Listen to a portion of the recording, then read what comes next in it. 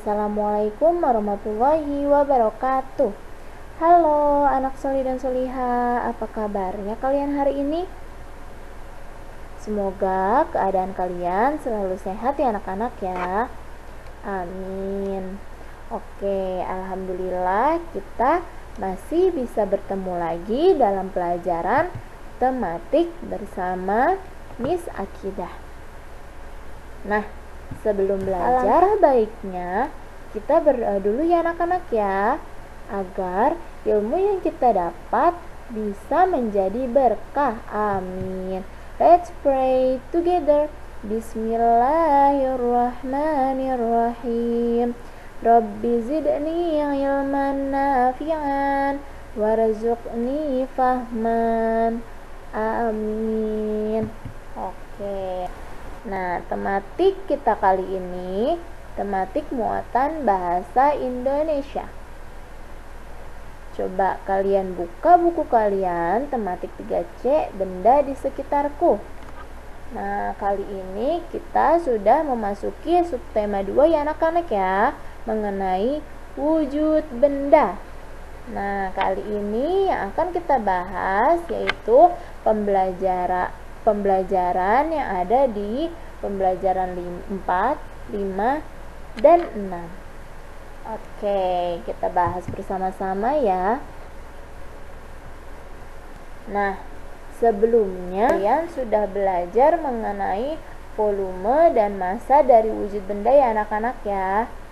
Sekarang coba Miss tanya, wujud benda itu ada apa aja sih anak-anak? Oke, pinter ya kalian. Betul sekali. Wujud benda itu ada 3, yaitu ada benda padat, cair, dan gas. Nah, pada pembelajaran 4, 5, dan 6 ini kalian akan membahas mengenai sifat-sifat dari benda tersebut.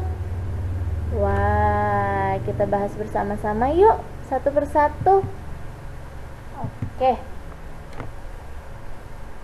Yang kita bahas pertama yaitu, coba kalian lihat di situ ada gambar apa? Ada gambar es, minyak, dan air.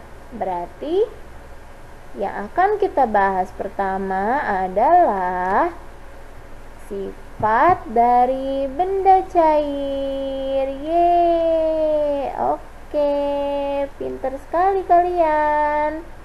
Nah, yang termasuk benda cair itu apa sih anak-anak?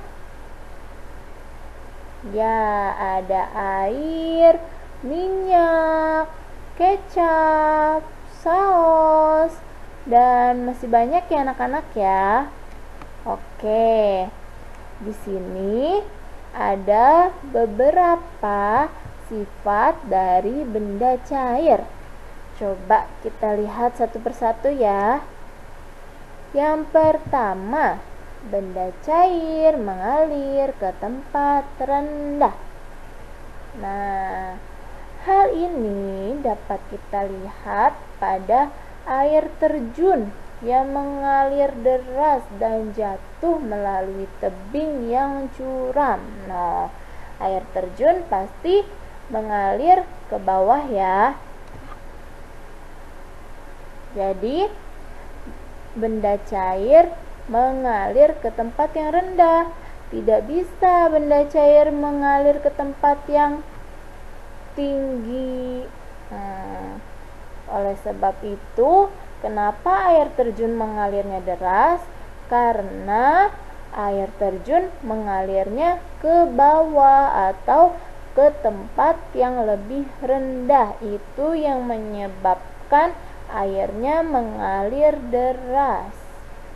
Nah, selanjutnya benda cair meresap dari celah-celah kecil. Meresapnya benda cair melalui celah-celah kecil banyak sekali terjadi dalam kehidupan sehari-hari kita anak-anak. Misalnya nih, air yang meresap pada pakaian kita. Pasti pernah dong ya merasakannya. Oke, hal itu terjadi karena adanya celah-celah yang ada pada pakaian kita, anak-anak.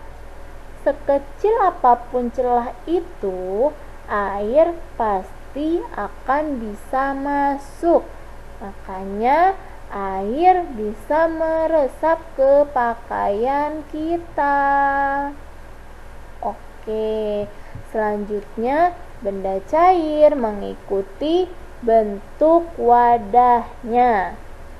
Coba nih kalian bayangkan ya, benda cair yang tadinya dimasukkan ke wadah gelas kecil, lalu kita masukkan ke dalam botol, maka akan merubah bentuknya tanpa mengurangi volumenya. Nah, jadi benda cair itu akan mengikuti bentuk wadahnya. Contoh tuh ya, ada di kalian lihat di gambar itu yang sudah ada di layar kalian. Di sini ada gambar gelas, ada gambar gelas. Nah, kalian bayangkan saja ya, kalian tuang ke dalam botol minyak tersebut. Nah, apa yang akan terjadi? Benda cair itu atau air itu akan mengikuti bentuk dari botol tersebut, atau kita masukkan ke dalam mangkuk. Nah, maka benda cair tersebut akan mengikuti bentuk mangkuk tersebut gitu. Nah, selanjutnya ada apa nih?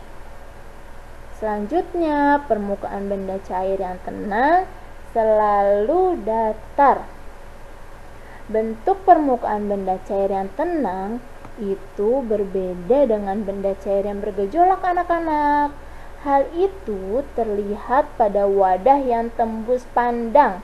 Walaupun wadahnya dimiringkan oleh kalian, permukaan benda cair yang tenang tetap datar.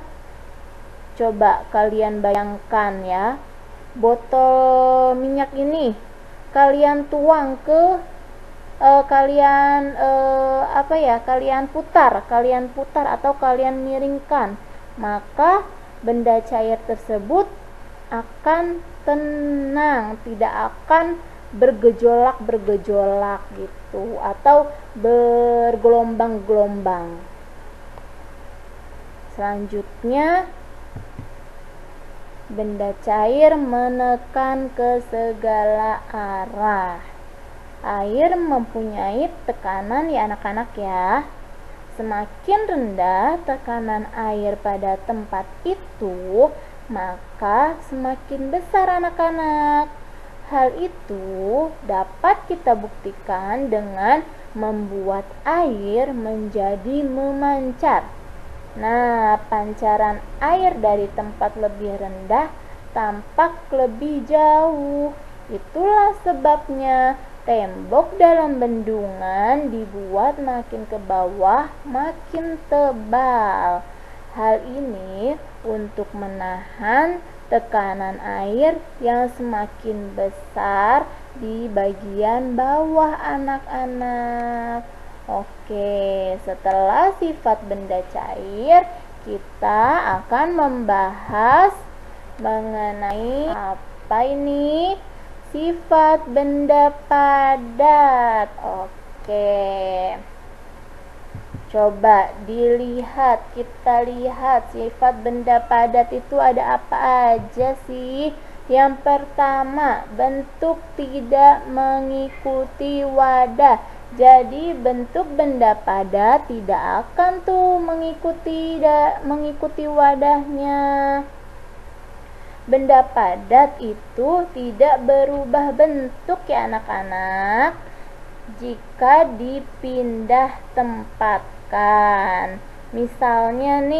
Misalnya kacang goreng yang ada di piring, kemudian kalian pindahkan ke toples. Nah, bentuk dari kacang tidak akan berubah menjadi seperti bentuk toples. Jadi tetap bentuk kacang akan tetap menjadi bentuk kacang.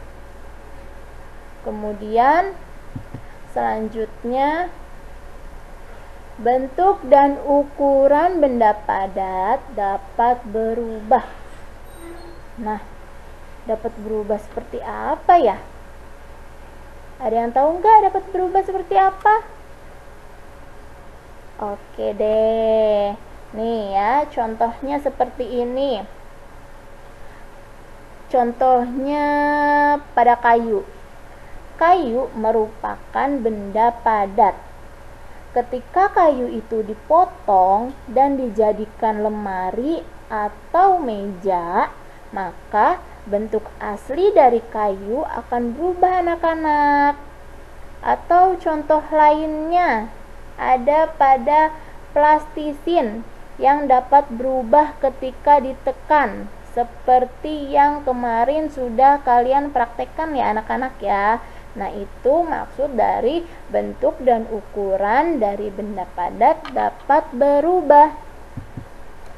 Nah, selanjutnya benda padat dapat dipegang atau disentuh.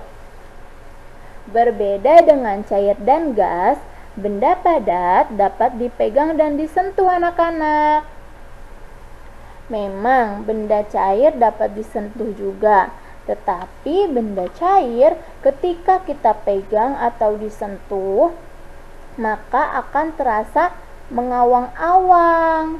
Nah, contoh benda padat banyak ya. Ada coklat seperti yang ada pada gambar. Kemudian perabotan, lalu batu, dan masih banyak sekali ya benda padat di sekeliling kita ini. Oke. Selanjutnya kita akan membahas mengenai sifat benda gas. Oke, sifat benda gas.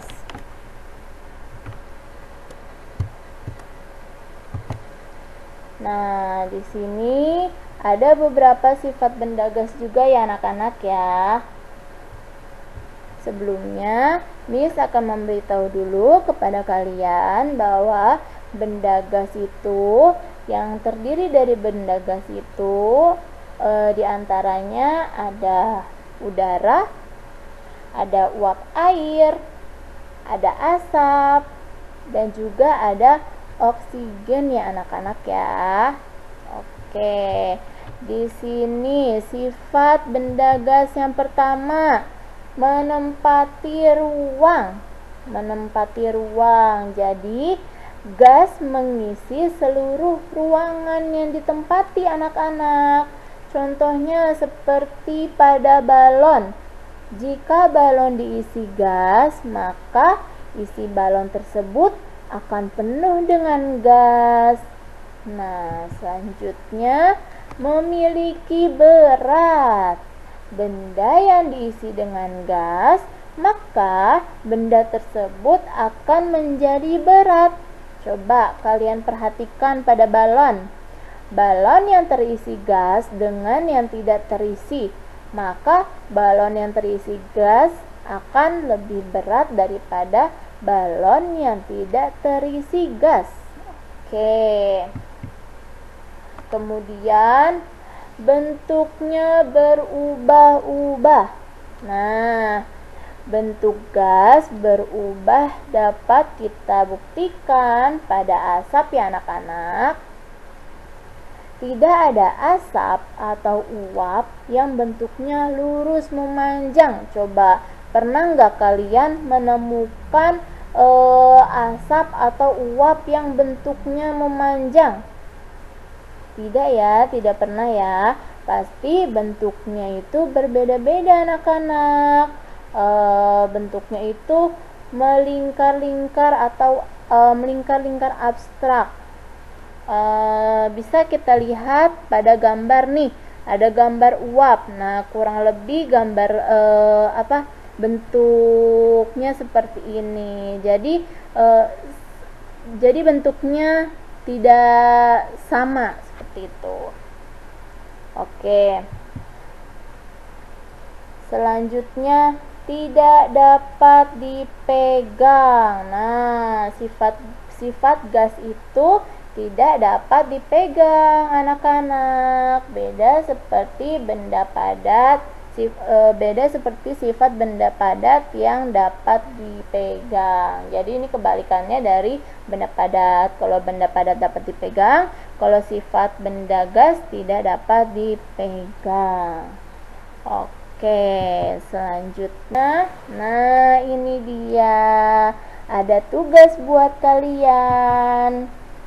Ayo mencoba. Nih tugasnya.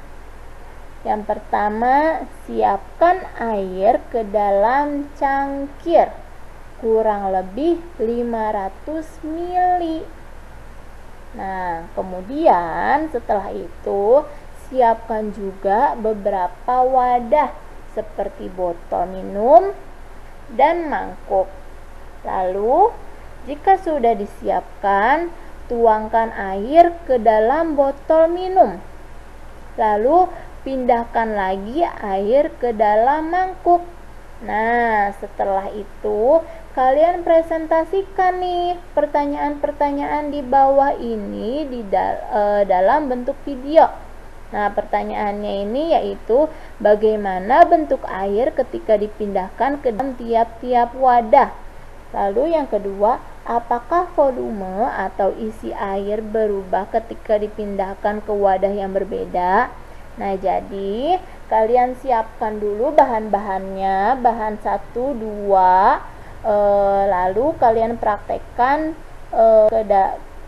praktekkan seperti perintah yang ada pada nomor 3. Lalu setelah itu kalian presentasikan dalam bentuk video.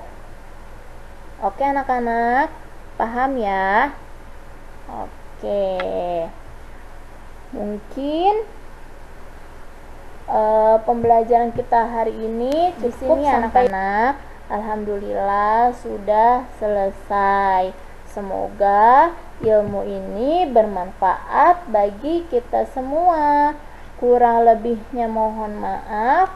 Wassalamualaikum warahmatullahi wabarakatuh.